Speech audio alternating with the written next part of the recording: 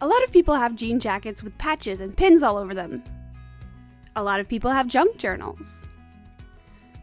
I have neither, but I want both. Introducing Junk Jacket. Hi, I'm Emily, and I'm a creative person and an art historian. I'm on a mission to celebrate all things handmade and capture the feeling of my childhood by exploring vintage crafts and all the things my Grammy taught me. So follow along and let's make some fun things for our inner child. If you aren't familiar with the concept of a junk journal, it's pretty simple. It's just journaling with no rules or restrictions. It's kind of like the antithesis to planners and calendars that you use to keep your life organized. Well, junk journaling is just like free play scrapbooking. There's no pressure to make it seem overly significant or to look a certain way. You can use those stickers that you never used. You can paste that receipt from the grocery store. You can draw a picture even if you're bad at drawing. Use a marker without worrying if it bleeds through the other side. Kind of like how kids will color a picture and they don't feel the need to use a certain color or stay within the lines. So the concept of junk journaling is just to loosen up your brain and give it a chance to create without boundaries. I work primarily with fabric, so almost every day I have a project that leaves me with a junking opportunity. My husband and I talked about creating a junk journal together, so we'll probably get going on a paper version of that soon. But it gave me this idea to create tiny fabric symbols of all my creative projects and milestones. And then, in true textile enthusiast fashion, I decided I wanted my whole junk journal to be fabric. Then my mind flashed to a conversation I had just had with somebody about jean jackets and how they were a staple item in a lot of people's wardrobes, and we tend to keep them around even though we each personally had one that we never wear because we don't like the way that they feel on our bodies. Hashtag late diagnosed sensory issues. And I was like, yes, I totally have one, but I never wear it because most days it feels super bad to me. So, light bulb! People often use their jean jackets as junk jackets anyway. We just don't call it that or really think of it that way, but that's what it is. When you spend your time like adding patches and buttons and pins, etc., these things usually commemorate something and they mean something to you. And a lot of people even use them as canvases for art and personal expression. In fact, the denim jacket has a compelling history of its own. The earliest appearance of the jean jacket as we know it came in the 1880s. It was introduced as an accompaniment to the fairly new garment by Levi Strauss, the blue jean denim pant, which had been designed about 10 years earlier as a utility garment for cowboys, coal miners, and the like. So it was the toughest, most durable garment out there, and its connection with the hardworking blue-collar class later helped it evolve into a symbol of anti-capitalism of the damn the man variety. It was the nonconformist answer to the uptight business suit. In 1951, American musician Bing Crosby was famously denied entry to a Vancouver hotel for wearing head-to-toe denim. When Levi's got wind of this, they created a denim suit just for him, thus giving us the term Canadian tuxedo. This is when denim began to transition from workwear into a fashion statement and a family staple. It also began to be associated more with acts of rebellion, like the dissent of the American youth and the civil rights movement of the 1960s.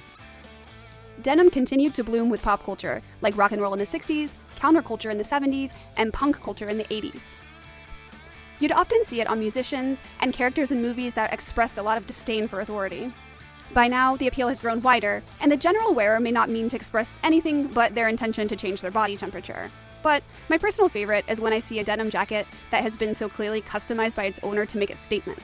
Sometimes it's as simple as a statement of individuality, covered in references to someone's personal favorite things, and sometimes it's more clearly like a punk or political statement or something that deeply expresses the wearer's own personal history and culture. As an artist and a very expressive person, I'm choosing the medium of a denim jacket for my junk journal because of its association with rebellion and expressing individuality.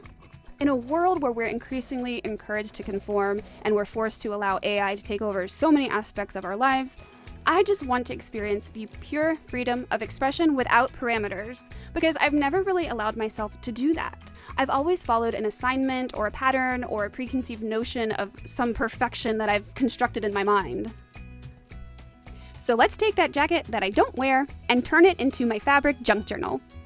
I got this jacket from a thrift store a few years back for less than $15.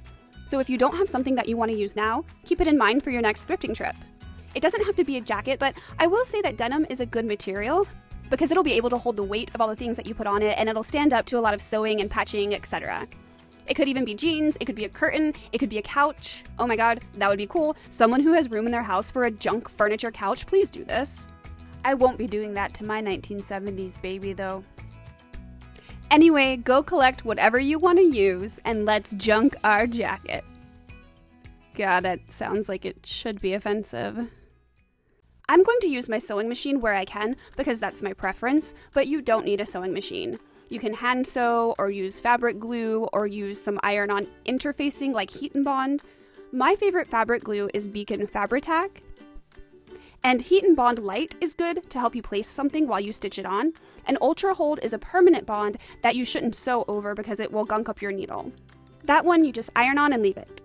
One thing I've learned about sewing is that, unfortunately, it can make a difference if you don't use the correct needle for the project. So I'm using denim needles because I already have them. But, full disclosure, if I didn't already have them, I would be using any old needle because this is for me and nobody's watching, right? I feel like one of the major barriers to people learning to sew is that they're so intimidated by all the rules because a lot of sewers are rule followers. And sometimes they lecture people and sometimes they borderline bully them out of the sewing pool. Well, not here.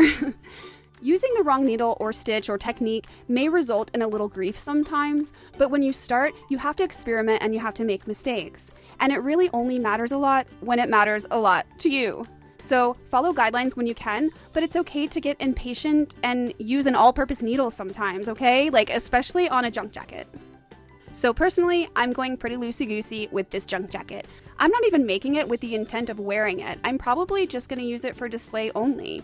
So I'm not gonna be anal about it because, like, it's a junk jacket for junk's sake. The first item of business will be adding my tag. If you don't have one, you can make your own. That can even be a later project for your junk jacket. Just like regular junk journals, there's no correct or incorrect order of things.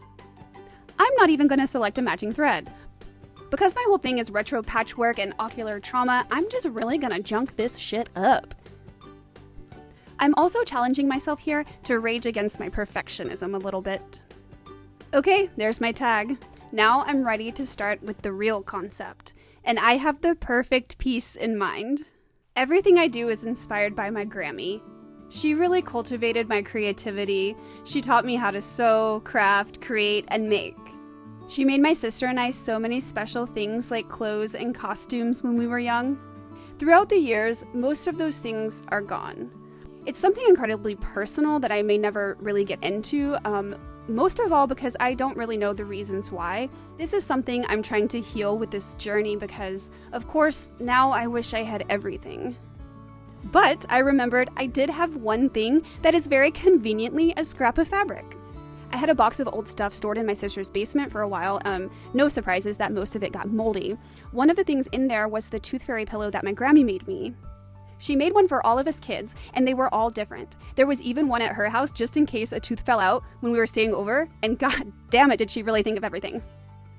I'm only sort of like her.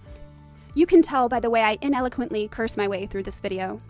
Anyway, that pillow got moldy, but something compelled me to cut off the pocket and save it. So here it is, one of the only fabric remnants I have left from my Grammy. And it will take place of honor on my junk jacket. Right over the heart, I think. In fact, I think I will make a heart patch for it. And that's the thing about the junk jacket. You're obviously making decisions, but it's less planned out than a lot of other projects. The point is to go with the flow of what you're feeling at the moment and not get hung up on perfection, which is an exercise that I really need in my life. There are no rules for how often you need to add to it. That's the beauty of the junk projects. But I think establishing some sort of consistency will help recovering perfectionists like me because we need to remember to just play sometimes. Also remember, it's okay if you don't even like what you do. Just keep it there. It's part of the growth. You may like it better when it's surrounded by other things, it may grow on you, or you may continue to hate it and you can cover it up one day. It genuinely does not matter.